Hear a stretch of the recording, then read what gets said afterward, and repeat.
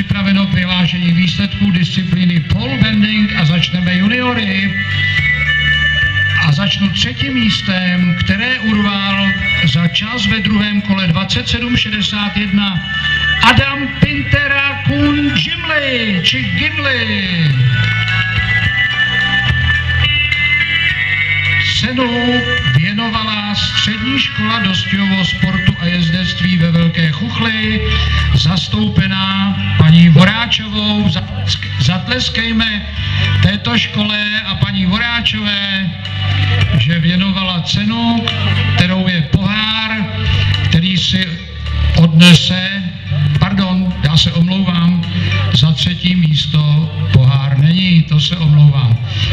Takže jdeme k druhému místu a to s časem 27:430 získala Eliška Niklová, domácí jeskyně na koni Iron.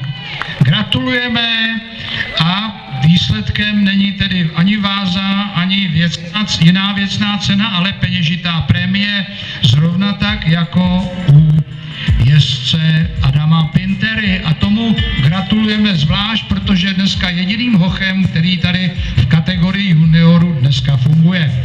A teď jsem u vítězky a podle očekávání je to Tereza Gondášová na koníkovi Ultimate Dream s časem 23:01 a ta dostane tu cenu, kterou nám věnovala Střední škola dostihového sportu a jezdectví, která sídlí ve Velké Chuchli a cenu osobně věnuje paní Voráčová.